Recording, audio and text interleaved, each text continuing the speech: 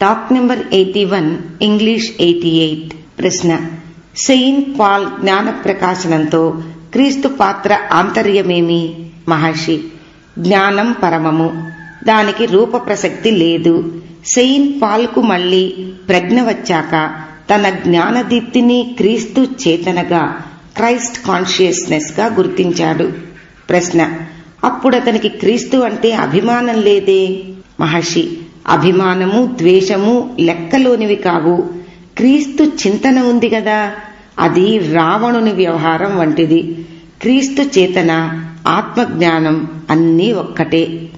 Talk number 82 English 89. కర్పూర హారతి జ్ఞానాగ్ని చేత మనస్సును కాల్చివేయడానికి విభూతి శివునికి, కుంకుమ చేతనకి, శక్తికి చిహ్నాలు. విభూతి 2 విధాలు: పరావిభూతి, అపరావిభూతి. పవిత్ర భస్మం అపరావిభూతి. పరావిభూతి ఆత్మతేజం, సర్వ కల్మషాలను కాల్చివేయగా శేషించింది. అది కేవల స్థితి, అబ్సల్యూట్ బీయింగ్. Talk number 83 క్రైస్తవంలోని మూర్తిత్రయ వివరణం. దైవం పిత ఈశ్వరుడు, దైవం పుత్రుడు గురువు, దైవం పూతాత్మ ఆత్మ. ఈశ్వరో గురురాత్మేతి మూర్తి భేద విభాగినే వ్యోమవత్ వ్యాప్త దేహాయ దక్షిణామూర్తయే నమః. అంటే దైవం భక్తునికి గురు అంటే దైవపుత్ర రూపంలో కనిపించి పూతాత్మను అంటే హోలీ స్పిరిట్ ను నిర్దేశిస్తుంది. దైవమే ఆత్మ, అది ఎల్లడలా నిలిచే ఉంది. ఆ ఆత్మను కనుగొనడమే దైవాన్ని కనుగొనడం అని దాని అర్థం. Talk number 84 English 91. బెంగాలీ ఒకరు మనోనిరోధం ఎట్లు అని ప్రశ్నించారు. మహర్షి: మనస్సంటే ఏమనుకుంటావు? ప్రశ్న: ఆసనంపై కూర్చుని దేవుని ధ్యానించేటప్పుడు తలపులు ఇతరత్రా ప్రసరిస్తాయి. ఆ తలపులను అణచవలనని నా కోరిక. మహర్షి: భగవద్గీతలో తలపుల ప్రసరణమే మనోధర్మంగా చెప్పబడింది. అన్ని యోచనలు దైవంపై ఏకంగా నిలపడమే చేయతగ్గ పని. చిరకాలం అభ్యసిస్తే మనస్సు స్వాధీనము, స్థిరము అవుతుంది. తలపుల రూపాన శక్తి క్షీణించి మనస్సు దుర్బలం అవుతుంది. దాని లక్షణం చిత్త చాంచల్యం. మనస్సును ఒకే తలుపునకు అంటగట్టితే శక్తి కుదురుపడి మనోబలం హెచ్చుతుంది. ప్రశ్న: మనోబలం అంటే అర్థమేమి? మనస్సు చెదరక ఒకే తలుపుపై నిలిచే శక్తి. ప్రశ్న: దానిని సాధించేదెట్లు? మహర్షి: అభ్యాసం వల్ల. భక్తుడు దైవంపై చిత్తం నిలుపుతాడు. అన్వేషి జ్ఞాన మార్గానుయాయి ఆత్మానుసంధానం చేస్తాడు. ఇద్దరికీ క్లేశం సమానమే. ప్రశ్న: ఆత్మానుసంధానంలో మనస్సును లగ్నం చేసిన చిరకాల ఘర్షణ పడ్డ తరువాత కూడా వానిని మనస్సు ఎట్లో వంచిస్తుంది. కొంతకాలం గడిచాక ఆ అనర్థం బోధపడదు. మహర్షి: అవునవును, అది అంతే. ఆత్మానుసంధానం కొత్తలో పలుమార్లు ఆగిపోవడం, మళ్లీ మళ్లీ మొదలెత్తుకోవటం పరిపాటి. ఆపుదలలకు పునరారంభాలకు ఉన్న వ్యవధి దీర్ఘంగానూ ఉంటుంది. అభ్యాసం హెచ్చే కొద్దీ వాని అంతరం సన్నగిల్లి చివరకు అది చెదరక సరళంగా సాగుతుంది.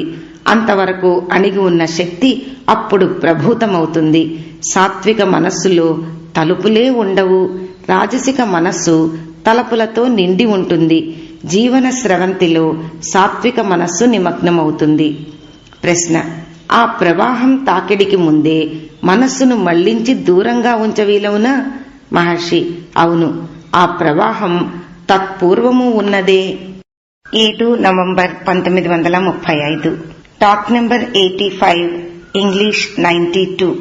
మనోనాశానికై అదే పనిగా యత్నించడం ఆపత్కరం కావచ్చు. అందువల్ల ధ్యానాభ్యాసానికై స్థూల విషయాలు ఎన్నుకుంటే మంచిది అంటారు. మహర్షి: అది ఆపత్కరం ఎవరికి? ఏ ఆపత్తి గాని ఆత్మకు భిన్నంగా ఉండునా? ఎడతెగని నేను స్ఫురణ ఒక అపార సముద్రం. దాని అలలపైని బుడగ అహంకారం. దానిని జీవుడు, వ్యక్తి అంటారు. బుడగ కూడా నీరే. బుడగ విరిసినప్పుడు అది సముద్రంలో కలిసిపోతుంది. బుడగగా ఉన్నప్పుడు అది సముద్రంలోని అంశమే. ఈ పాటి తెలియక లెక్కలేనన్ని విధానాలు వల్లించాడు. వానికి వేరువేరు పేర్లు, యోగము, భక్తి, కర్మ. వీనిలో ఒక్కటొకటికి అవాంతర భేదాలు, అతి గహనములు క్లిష్టములు అయిన వివరణలతో అతి నిపుణంగా వ్యాఖ్యానాలు. ఇవి సాధన చేసే వారిని విమోహితులను, విభ్రాంతులను చేసేందుకు తప్ప ఇంకెందుకు పనికిరావు. అట్టివే వివిధ మతాలు, శాఖలు, నిగమాలు, ఆగమాలు, డాగ్మాస్. ఇవన్నీ ఏం సాధించను? ఆత్మని ఎరుగుటకే కదా. కాబట్టి అవి ఉపకరణాలు మాత్రమే. విషయములు ఇంద్రియ గోచరములైతే ఆ ఎరుకను ప్రత్యక్ష జ్ఞానం అంటారు. ఇంద్రియముల సాయం లేక తెలియనయ్యే ఆత్మకన్నా సూటి అయినది వేరుండునా? ఇంద్రియ జ్ఞానము రుజువైనది కాదు. తనకు తానై తెలిసినదే ప్రత్యక్ష జ్ఞానం. ఇది సర్వసాధారణంగా అందరూ ఎరిగినదే. తన్ను తాను తెలుసుకొనుటకు అంటే ఆత్మను ఎరుగుటకు అన్య సాధనములు అవసరం లేదు. అనంతము, అఖండము, పూర్ణము అయిన అది నేను అన్న స్ఫురణతో తన్ను తాను తెలుసుకుంటుంది. ఈ నేను దాని తొట్ట తొలి పేరు. ఓం ఇత్యాది నామములు తరువాతవే. అహం బ్రహ్మాస్మి అనే మహావాక్యమే అందుకు ప్రమాణము. నేను అందరి అనుభవంలోనిదే అయినా ప్రతివానికి దానిని చెప్పి చూపవలసి వస్తోంది. అంతదాకా వానికి ఆ జ్ఞానం ఉదయించటమే లేదు. కనుకనే ఋషి ప్రవరులను, ఉపనిషత్తులను కూర్చి ప్రబోధించటం అవసరమైంది. 9 నవంబర్ 1935. Talk number 86, English 93. తమ తమ ఆత్మ అందరికీ తెలుసు. కాని ఆశ్చర్యం, వారు కాని దానిని అయినదిగా విషయాలను ఆత్మకు భిన్నంగా భావిస్తుంటారు. విషయ జ్ఞానం పలు విధాలు: ప్రత్యక్ష, అనుమాన, బుద్ధి విషయిక మొదలైనవి. అది ఏ విధమైన తెలియవాడు ఉంటేనే. జ్ఞాతయే లేని నాడు అవన్నీ అదృశ్యమవుతవి. వాడెంత ప్రమాణమో అవి అంతే ప్రామాణికాలు. Talk number 87, English 94. తన పాపములను క్షమింపవలసిందని ఒకరు ప్రార్థించారు. మహర్షి, ఆ విషయంగా నీ మనస్సు నిన్ను బాధించకుండా జాగ్రత్తపడు. 13 నవంబర్ 1935. Talk number 88, English 95. చాట్విక్ ఒక ప్రశ్న లేపాడు. శ్రీ ఎడ్వర్డ్ కార్పెంటర్ ఒక గూఢ తంత్రవేత్త, మిస్టిక్. ఆయన ఒక గ్రంథంలో వ్రాసిన ప్రకారం ఆయనకు ఆత్మానుభవం కొన్ని మార్లు కలిగింది. దాని ఫలితాలు కొంతకాలం వరకు ఉన్నవి. అవి కొన్నాళ్లకు క్రమంగా మాసిపోయినవి. అయితే శ్రీ రమణ గీతలో వ్రాసి ఉంది, గ్రంథి ఒక మారు వీడితే కలకాలము వీడినట్లే. ఆ కార్పెంటర్కు ఆత్మానుభవం తరువాత కూడా బంధం అంటిపెట్టుకున్నట్లే ఉంది. అట్లుండునా? గురువర్యులు కైవల్యం నుండి ఉదహరించారు. పూర్ణ జ్యోతి స్వరూపము, ఏకము, అఖండము అయిన సచ్చిదానంద స్థితిని అందిన శిష్యుడొకడు గురువు వద్దకు ఏగి తన్ను అనుగ్రహించిన గురువుల రుణం తీర్చుకునే విధము సెలవీయవలసింది అని సవినయంగా వేడుకొన్నాడు. ఆ ఉపాయం వారు తెలిపినది. నిత్యము అఖండము అయిన ఆనందంలో స్థిరంగా నీ ఉండుటమే నాకు బహుమానం. ఆ స్థితి నుండి దిగజారకు. ప్రశ్న: ఒక మారు అనుభవం కలిగాక దానికి దూరమగుట ఎట్లు? మహర్షి, అది సంభవమే. చిరకాలంగా వానిని అంటిపెట్టుకుని ఉన్న పూర్వవాసనలు వానిని వెలికి ఈడ్చి అజ్ఞానంలో ముంచివేస్తాయి. ప్రశ్న: అఖండ ఆనంద స్థితికి ఆటంకాలు ఎట్టివి? వానిని తొలగించుట ఎట్లు? మహర్షి, ఆటంకాలు అజ్ఞానం, తాను శుద్ధుడను అన్నది మర్చిపోవడం, సంశయం, తన అనుభవం నిజమౌనా కాదా అన్న విస్మయం, విభ్రమం, తాను దేహమని, జగత్తు సత్యమని. దీనిని శ్రవణ మనన నిధిధ్యాసముల చేత నివారించవచ్చును. గురువులు ఇంకనూ వివరించారు. అనుభవం తాత్కాలికము, సార్వకాలికము కావచ్చు. తాత్కాలికమైంది నిధిధ్యాసం వల్ల నిత్యం కావచ్చు. పూర్వదశలో బంధం పూర్తిగా నశించి ఉండదు. అది సూక్ష్మంగా ఉండి క్రమంగా మరలా నిగుడవచ్చు. కాని సత్యస్థితిలో ఆ బంధం కూకటి వేరుతో సహా నాశమై మరి తలెత్తదు. శ్రీమద్ భగవద్గీతలోని యోగభ్రష్ట పదము ఆ పూర్వదశలోని వారికి వర్తిస్తుంది. ప్రశ్న: అయితే శ్రవణం కొద్దిమందికే ఉద్దేశించిందా? మహర్షి, శ్రవణం 2 విధాలు. పెద్దలు దాన్ని ప్రతిపాదించి వివరిస్తుంటే వినడం, ఇది సర్వసామాన్యంగా జరిగేది. కాని తన్ను తానే ప్రశ్నిస్తూ శోధించి సమాధానం తనలోనే అవిరళమైన అహంస్ఫురణగా కనుగొనడం సరి అయిన మార్గం. మననం 2వ దశ. 3వది నిధిధ్యాసనం. ప్రశ్న: తాత్కాలిక అనుభవాన్ని సమాధి అనవచ్చా? మహర్షి, కూడదు, అది 3వ దశలోనిది. ప్రశ్న: అయితే సత్యశ్రవణం కూడా కొద్దిమందికే పరిమితమని నాకు తోస్తున్నది. మహర్షి, సాధన చేసేవారు 2 రకాలు: కృతోపాసకులు, అకృతోపాసకులు. కృతోపాసకులు దృఢ తాత్పర్యం వల్ల వాసనలను ముందుగానే దాటుకున్నవారు. వారు శుద్ధ మనస్కులు, ఏదో ఒక విధంగా అనుభూతి కలవారే, కాని దాని యాథార్థ్యం తెలియని వారు. సమర్థుడైన గురువు బోధింపగానే అట్టివారికి అనుభవం నిత్యమవుతుంది. ప్రశ్న: అకృతోపాసకులు గమ్యం చేరుటకు చాలా కాలం శ్రమించవలె. అట్టివారికి శ్రవణ మనన నిధిధ్యాసములు ఎట్లు ఉపకరిస్తాయి? మహర్షి, ఆ 3 ఉపాసనా భాగములు. ఉపాసన సత్యానికి చాలా దగ్గరది. అది చివర ఆత్మానుభవంతో ముగుస్తుంది. 4వది విమోచనంలోని చివరి దశ. అక్కడ కూడా తరతమాల బట్టి విభజించి ఉన్నారు. బ్రహ్మవిత్, బ్రహ్మవిద్వర, బ్రహ్మవిద్వర్య, బ్రహ్మవిద్వరిష్ట. కాని వారందరూ జీవన్ముక్తులే. Talk number 89, English 96. చాడ్విక్: తమకు సమష్టి జ్ఞానం, కాస్మిక్ కాన్షియస్నెస్ మెరుపవలే వచ్చనని పాశ్చాత్యులు కొందరు అంటుంటారు. వారి అనుభవం ఏపాటిది? మహర్షి, మెరుపువలే గదా వచ్చింది, మెరుపువలే మరిగిపోతుంది. ఆది ఉంటే అంతముండదా? ఎప్పుడూ నిలిచి ఉన్న జ్ఞానం అనుభవంలోకి వస్తే అది శాశ్వతం అవుతుంది. చేతన అంటే కాన్షియస్నెస్ ఎప్పుడూ మనతోనే ఉంది. నేనున్నాను అని ప్రతివాడు అనుకునేదే. తన ఉనికిని తానై శంకించేవాడెవడు? దానిని ఎరుగనిది గాఢ నిద్రలో ఉన్నవాడు ఒక్కడే. మేల్కొన్నప్పుడు వానికి అది తెలిసి ఉన్నట్లే తోస్తుంది. 2 అవస్థల్లోనూ వ్యక్తి అతడే. వానిలో మార్పేమీ ఉండదు. నిద్రలో వాడు తన దేహాన్ని ఎరుగడు, అంటే వానికి దేహస్మృతి లేదు. మేల్కొని తన దేహాన్ని గుర్తిస్తాడు, అక్కడ దేహభావన ఉంది. భేదం జ్ఞానంలో మార్పు వల్ల కాదు, దేహస్మృతి తల చూపినందువల్లనే దేహము దేహభావన 2 ఒకేసారి తల ఎత్తుతవి, ఒక్కమారే అణిగిపోతవి. సారాంశం: నిద్రలో అవధులు లేవు, జాగ్రత్తలో ఉన్నవి. ఈ అవధులే బంధాలు. దేహం నేను అన్న తలపే ఇందులోని దోషం. ఈ మిథ్య నేనును పోద్రోయవలే. నిజమైన నేను ఎప్పుడూ ఉన్నదే. అది ఎక్కడో ఎప్పుడో కాదు, ఇప్పుడు ఇక్కడే ఉన్నది. అది క్రొత్తగా కనబడి అంతలో మరిగేది కాదు. ఉన్న వస్తువు శాశ్వతంగా స్థిరంగా ఉండాల. ఇంతలో కొత్తగా వచ్చేది అంతలోనే పోతుంది. గాఢ నిద్రను మెలకువతో పోల్చి చూడు. ఒక అవస్థలో దేహము తోస్తుంది, ఇంకో అవస్థలో తోచదు. కాబట్టి అది నశించేదే. బోధ దేహానికి పూర్వము ఉంది, వెనుకను మిగిలి ఉంటుంది. నిజానికి నేను ఉన్నాను అనుకోని వాడే లేడు. మిథ్య అయిన దేహాత్మబుద్ధి ఇన్ని అరిష్టాలకు మూలం. ఆ మిథ్యాజ్ఞానం తొలగవలే. అదే ఆత్మానుభవము. ఆ అనుభవము సరికొత్తగా సంతరింపుకోవలసింది కాదు, కొత్త విద్య కాదు. వంచడానికై కప్పిన ముసుగును తొలగించుటే చేయతగిన కార్యము. చాడ్విక్: నా యత్నము దేహం వదిల్చుకుందామని. మహర్షి: వస్త్రాలనైతే విసర్జించి ఒంటిగా స్వేచ్ఛగా ఉండొచ్చు.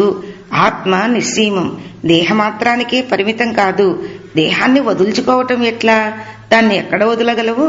అది ఎక్కడ ఉన్నా వారి దేహం కాకపోతుందా? చాడ్విక్ నవ్వుకొన్నాడు. మహర్షి: పరమసత్యం అతి సరళమైంది. మొట్టమొదటి స్థితిని మించి మరేమీ లేదు. చెప్పవలసిందంతా ఇంతే. వింత ఏమంటే, ఇంత సరళ సత్యం తెలపడానికై ఎన్ని మతాలు, ఎన్ని సిద్ధాంతాలు, ఎన్ని విధానాలు, ఎన్నెన్నో వాద వివాదాలు. ఇది సిగ్గుచేటుగా లేదా? చాడ్విక్: ప్రజలు సరళాన్ని మెచ్చుకోరు, వారికి సంకీర్ణతే మెచ్చుతారు. మహర్షి: అవునవును, వారు కోరేవి సందిగ్ధాలు, విపులాలు, ఆకర్షణీయాలు. అందుకే అన్ని మతాలు పుట్టుకొచ్చాయి. అందు ప్రతి ఒక్కటి క్లిష్టమే. ప్రతి మత సిద్ధాంతానికి అనుయాయులు, ప్రత్యర్థులు కోకొల్లలు. ఉదాహరణకు, ఒక సామాన్య క్రైస్తవుడు దైవం అంబరాన ఎక్కడో అతి దూరాన అసహాయంగా తాను అందుకోలేని తావుల్లో ఉన్నాడు అనుకుంటే తృప్తి పడడు. ఆ దైవాన్ని ఒక్క క్రీస్తే ఎరుగును.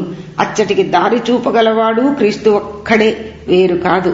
కనుక క్రీస్తును పూజించు, నువ్వు రక్షింపబడు. ఇది వాని ధోరణి. ఆ సరళ సత్యం, స్వర్గరాజ్యం ఉంది నీలోనే, the Kingdom of heaven is with in you అన్నది జ్ఞప్తి చేస్తే వాడు అసంతుష్టుడవుతాడు. అట్టి వాక్యాలకు అన్వయాలు, క్లిష్ట అర్థాలు వల్లిస్తాడు. సరళము, అనావృతము అయిన సత్యం పరిణత బుద్ధులే గ్రహింపగలరు. ధ్యానం చేస్తున్నప్పుడు చాడ్విక్ ఎందుకో భీతి కలిగింది అన్నాడు మహర్షి. ఆ భయం ఎవరికి? దేహాత్మ బుద్ధి ఆ భయానికి హేతువు. భిన్న భావన పలుమార్లు అనుభూతమైతే అది పరిచితమై భయం తీరిపోతుంది.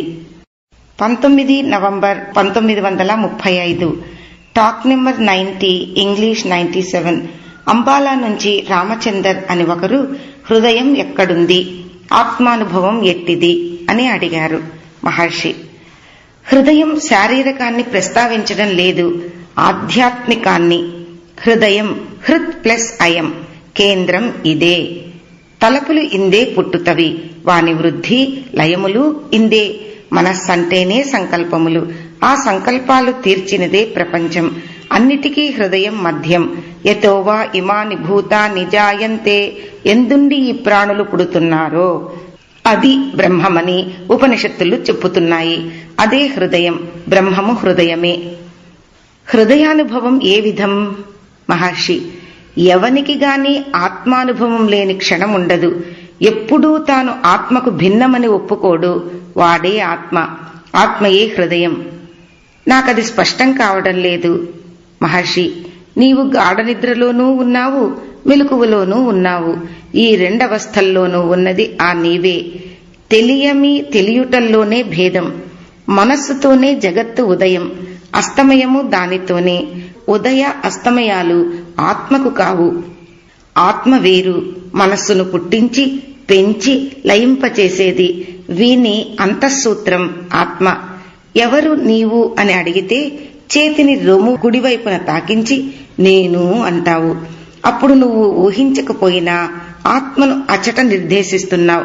ఆ విధంగా ఆత్మ నీవెరిగినదే. మనోదేహాలను ఆత్మ అని భ్రమించి మనుజుడు వ్యధల పాలవుతున్నాడు.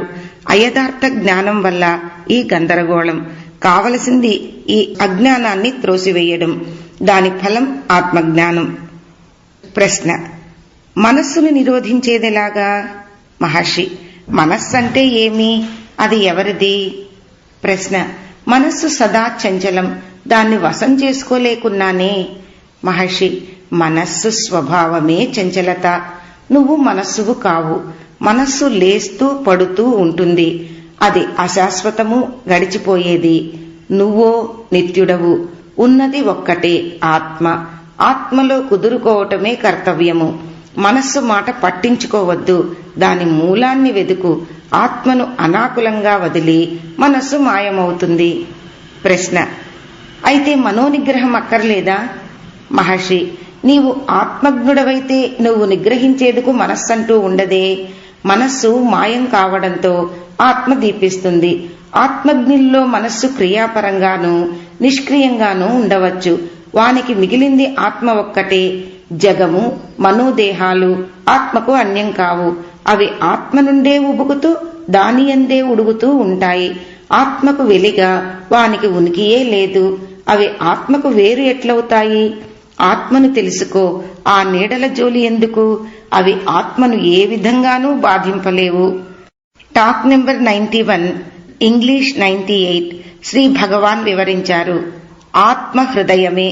హృదయం స్వయం ప్రకాశము. హృదయం నుంచి తేజస్సు ఎగిసి మనస్థావరమైన మేధకు ప్రసరిస్తుంది. ఆత్మకు ఆభాసం మనస్సు. అది ప్రపంచాన్ని చూస్తుంది. మనస్సు సహాయం వల్లనే జగత్తు కనపడుతుంది. ఆత్మ ఇచ్చిన వెలుగు మూలంగా మనస్సు జగత్తును తెలియగలుగుతుంది. తనకే ఆ దీప్తి లభింపనప్పుడు దానికి జగత్స్పృహయే ఉండదు. ఆ తేజో మూలంలోనికి మనస్సును మరల్చినప్పుడు విషయ జ్ఞానము లయించి ఆత్మ ఒక్కటే హృద్రూపంలో వెలుగొందుతుంది. చంద్రకాంతి సూర్య తేజస్సు యొక్క ప్రతిఫలనమే. సూర్యుడు అస్తమించినప్పుడు వస్తువులను చంద్రకాంతి ప్రకాశింపచేస్తుంది. సూర్యోదయ వేళ వెలవెలపోయిన చంద్రబింబం ఇంకా ఆకాశంలో ఉన్నా అది ఎవ్వరికీ పనిలేదు. మనోహృదయాల సంబంధం అట్టిదే. మనస్సు ఉపయోగం అది ఆత్మ లేక హృదయ ఆభాసం కనుక విషయాల చూడటానికి అది వీలిస్తుంది. మనస్సు అంతర్ముఖమైతే ఆద్యకాంతి తానై ఉజ్వలంగా వెలుగుతుంది. అప్పుడు మనస్సు మందమై పగటి చంద్రకాంతి వలె కొరగాకపోతుంది. Talk number 92, English 99. సన్యాసి ఒకరు ఆత్మ మనసుకు అతీతమంటారు. కాని మనసు వల్లనే కదా ఆత్మలబ్ధి. మనో న మనుతే మనసాన మతం మనసైవ ఇదమాప్తవ్యం. మనస్సు దానిని చింతించజాలదు. అది మనస్సు చేత చింతితవ్యం కాదు. దానిని తెలియగలుగునది మనస్సు ఒక్కటే. ఈ పరస్పర విరుద్ధాలను వీనిని సమన్వయించటం ఎలాగా? మహర్షి, ఆత్మానుభూతి నష్ట మనస్సు మూలాన అంటే సంకల్పరహితమైన మనస్సును అంతర్ముఖం చేసి అప్పుడు మనస్సు తన మూలమెరిగి తానే అది అవుతుంది. అది కర్త విషయమును చూచుట వంటిది కాదు. దీపం చీకటి గదిలో ప్రకాశం నింపుతుంది, కండ్లకు వస్తువులను కనపడ చేస్తుంది. కాని సూర్యోదయం తర్వాత దీపంతో పనేమి? స్వతః ప్రకాశ సూర్యుని వైపు కండ్లు తిప్పితే చాలు. మనస్సు సంగతి అట్టిదే. వస్తువుల చూచుటకు మనసు ఒసగే ఆభాసకాంతి అవసరం. హృదయాన్ని చూడటానికి మనస్సును అటు మళ్లిస్తే చాలు. అప్పుడు మనస్సు నష్టమై హృదయం దీపిస్తుంది. Talk number 93, English 100. ఆ పిదప భగవాన్ కైవల్యం నుండి కొన్ని శ్లోకాలను చదివి వినిపించారు. పట్టిక ఏ. పరమాత్మ పూర్ణ జ్ఞానము, సాక్షి, స్వప్రకాశ మూలము. హృదయము ఆత్మ. హృదయం నుంచి వ్యక్తి. జీవుడు త్రిగుణాత్మక వృత్తుల తెలియవాడు, అవ్యక్త ఆత్మాభాస రూపి. అందులో నుంచి లోన నెగడు బుద్ధి, వెలికి నిగుడు మనస్సు. బుద్ధి వృత్తి విషయక మనస్సు, పొటమరించే చిదాభాస కాంతి. ఇదే అంతఃకరణ. అందు నుంచి విషయ రూపములకు త్రిగుణములు, సామాన్య జ్ఞానము. ఇది రెండు కలిసినదే మనం చూసే జగత్తు. బి. ఆత్మ శుద్ధ జ్ఞానము. దాని నుంచి జీవుడు ప్రమాతృ జ్ఞాత. అందుండి బుద్ధి మనస్సు. దాని నుంచి ప్రమాణ విషయ జ్ఞాన. దాని నుంచి విషయ రూప త్రిగుణ వృత్తులు, జ్ఞానము, ఫల చైతన్యము. మనోవృత్తులు బాహ్య రూపములుగా రూపొందుతవి. వానిపై ఆభాస కాంతి పరివి వానిని కనిపింపచేస్తుంది. ఆ మీదట మనోవృత్తులను ఉపేక్షించి వానిని వెలిగించే దీప్తిని పరికించు. మనస్సు స్తబ్దమవుతుంది. దీప్తి తానుగా వెలుగుతూ ఉంటుంది. లులితమైన మనస్సునే సామాన్యంగా మనస్సని వ్యవహరిస్తారు. అంటే రజోయుక్త క్రియాత్మక, తమోయుత సామాన్య మనస్సు అని వ్యవహరిస్తారు. రజస్తమములు లేనప్పుడు అది శుద్ధము, స్వయం దీప్తంగా ఉంటుంది. ఆత్మానుభవం అంటే అదే. అందువల్లనే ఆత్మలబ్ధి సాధనం మనసే అన్నారు. సి. శుద్ధ చైతన్యము నిత్య సాక్షి. అందుండి అంతఃకరణ, జీవ, పరమాత్మ. అందుండి ప్రమేయ, జ్ఞేయ, ఆభాస కాంతితోడి విషయములు. వీనిలో ఆభాస కాంతి ఫల చైతన్యం, విషయములు స్థూలములు. డి. జీవుని అంతఃకరణములోని అంశములు. సత్వము జ్ఞానము, కాంతి. రజస్సు వృత్తులు, బుద్ధి, మనస్సు. తమస్సు స్థూల విషయములు, జగత్తు. ఇది వ్యష్టి వయనము. సమిష్టి పరంగా సమష్టి అంతఃకరణము నిత్యుడు. సత్వ, రజస్, తమస్సులు. సత్వము ఈశ్వరుడు, జగత్ ప్రభువు. రజస్సు వ్యక్తి, జీవుడు. తమస్సు విశ్వము, ఈ బ్రహ్మము. సత్తు ఉనికి, చిత్ జ్ఞానము, ఆనంద ఆనందము. ఆధారము లేక అధిష్టానము. విశేష భేదము, మాయా మూలము. అందుండి ప్రకృతి సహజము విశ్వము లేక జగత్తు. కల్పితము విషయ నానాత్వము. మాయ సత్తును కప్పివేయలేదు, కాని అది చిదానందాలను మభ్యపరిచి వివిధ విషయములుగా తోపింపచేస్తుంది. ఎఫ్ రజ్జు ప్రతిగా మసక వెలుతురులో పాము పోలిక. ఉనికి అధిష్టానం, మాయా భ్రాంతి, కల్పిత విషయం. ఈలో చెప్పబడిన విధంగా. జి సత్ స్థితి ఆధారం. దీని నుండి జనించే విషయం జీవుడు.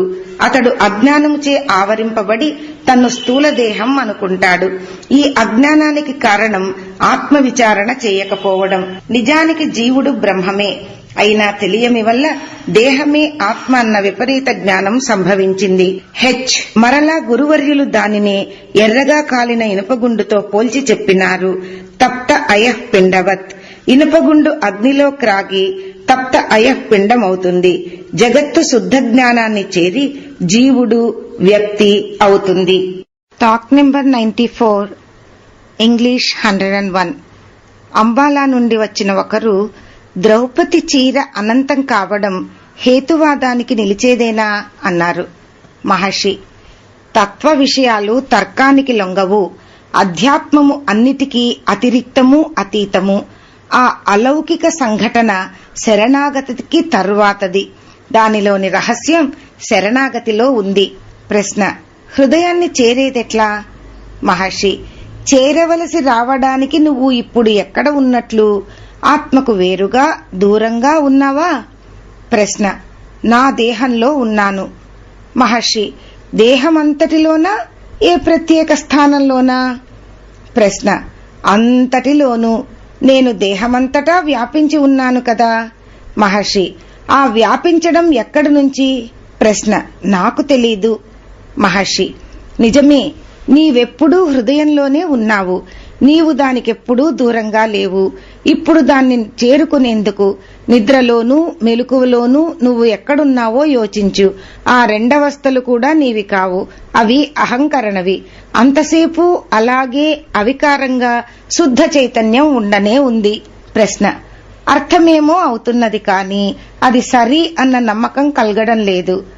మహర్షి ఆ అజ్ఞానం ఎవరిదో కనుక్కో. ప్రశ్న ఇదంతా గహనంగా ఉంది. మహర్షి కష్టము, గహనము అన్న తలపే తప్పు. నువ్వు కోరిందాన్ని పొందటానికి అది సాయపడదు.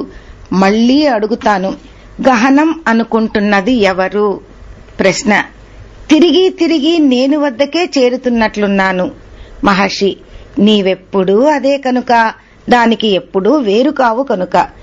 నీవు నీవుగా ఉండటం కన్నా సులువు ఏముంటుంది? దానికి ఏ ప్రయత్నం అక్కరలేదు. కళ్ళ సామ్యం వదిలి నిత్యము సహజము అయిన స్థితిలో నిలిచి ఉండవలే.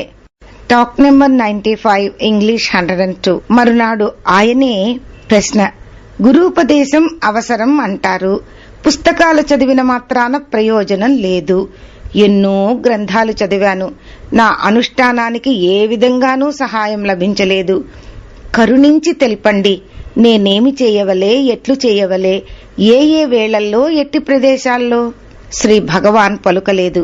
ఆ మౌనానికి బహుశా అర్థం ఇచ్చటే ఇప్పుడే స్థిమితంగా శాంతంగా ఉండు, చేయనైనది అంతే అని. కాని అడిగిన అతనికి అట్లు అనిపించలేదు. ఆయన వాచ్యము స్పష్టము కోరినాడు. Talk number 96 English 103. తరువాతి రోజు శ్రీ భగవాన్ అన్నారు, వీరికి జపధ్యాన యోగాదులు ఏవో కావాలే. ఇంతవరకు చేసిన అనుష్ఠానం తెల్పకపోతే దేనికి అధికంగా ఏమని తెల్పడం? ఇంతకు జపాలు, ఫలశ్రుతులు ఇవన్నీ ఎందుకు? ఏమి చేస్తే జపమవుతుంది? దాని ఫలం ఎవరికి చెందుతుంది? ఆత్మవిచారం చెయ్యరాదు? అంతలో సరిపోదు. జపధ్యానాదులను ఉపదేశించినా వారు వానిని కొద్ది కాలమే చేస్తారు. వారి దృష్టి అంతా ఫలితాలపైనే. నికృష్ట దృశ్యములు, స్వప్నములు, సిద్ధులు లాంటి వానికై. అవి లభించకపోతే తాము ఏమాత్రం ముందడుగు సాగడం లేదనో, తపస్సు ఫలకారి కాలేదనో నిరుత్సాహపడతారు. దృశ్యాదులు ప్రగతిని సూచించవు. తపము ఒనర్చడమే దానిలోని ప్రగతి సైతము. శ్రద్ధ ముఖ్యము. మంత్రానికో దైవానికో తమ్ము తాము అర్పించుకుని అనుగ్రహానికై వేచి ఉండటం ప్రధానమైనది. కాని వారు అట్లు చెయ్యరు. ఒక్కమారే ఉచ్చరించినా ఆ జపానికి తగ్గ ఫలం వారు ఎరిగినా లేకున్నా ఉండనే ఉంటుంది. 28 నవంబర్ 1935. Talk number 97. ఇంగ్లీష్ 104. అఖిల భారత రైల్వే బోర్డు సభ్యుడు కిశోరీలాల్ ఢిల్లీ నుండి వచ్చాడు. నిరాడంబరుడు, సౌమ్యుడు, నడతలో అభిజాత్యం కనిపిస్తుంది. ఆయనకు కడుపులో వ్రణం, పుండు. భోజన వసతులు ఊరిలో ఏర్పాటు చేసుకున్నారు. 5 ఏండ్లుగా భక్తి సాహిత్యం తిరగవేస్తున్నాడు. కృష్ణ భక్తుడు, అన్నిటిలో కృష్ణునే చూడగలడు. కృష్ణుని ఎన్ని మారులో చూచి ఆనంద తన్మయుడు అయ్యేవాడు. ఆయన ఉద్యోగ వ్యవహారాలు ఆయన యత్నం లేనట్లే జరిగిపోయేవి. ఆయనకు అన్నీ కృష్ణుడే చేసి పెడుతున్నట్లు అనిపించేది. కొంతకాలానికి ఆయనకు ఒక మహాత్ములు తారసిల్లారు. వేదాంతం నేర్చి నిరాకార ఉపాసన చేయమని ఆదేశించారు. నాటి నుంచి తత్వవేదాంత గ్రంథాలు, ఉపనిషత్తులు, అష్టావక్ర, అవధూత, భగవద్గీతాదులు కొన్ని వందల గ్రంథాలు చదివినారు. శ్రీ భగవాన్ రచనలను ఇంగ్లీష్ అనువాదాలతో పాటు పఠించారు. వారికి అవి ఎంతో నచ్చినవి. ఒకమారు ఆయన జ్వరపడి మృత్యుముఖంలో ఉన్నారు. ఆయనను ఒక చింత వేధించింది. జీవితంలో శ్రీ భగవాన్ను దర్శించుకోలేదే అని. ఒళ్ళు నయమైన తరువాత కొంతకాలానికి ఇక్కడికి రాగలిగినారు. శ్రీ భగవాన్ స్పర్శ, అనుగ్రహము వారు కోరినవి.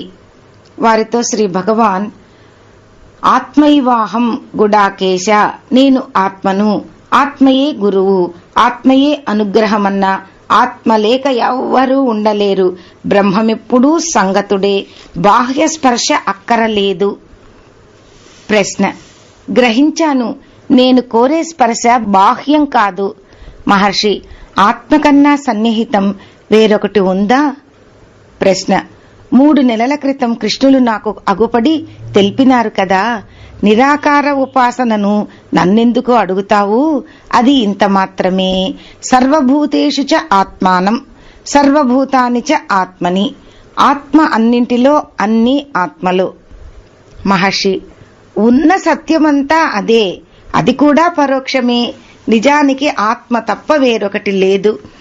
జగత్తు మనస్సు కల్పించినది, మనస్సు ఆత్మ నుండి జనించినది. కాబట్టి ఆత్మయే ఆ ఏకం సత్. ప్రశ్న: అది అట్లే కాని అనుభవం కష్టసాధ్యం. మహర్షి: అనుభవం సాధించుటేమి?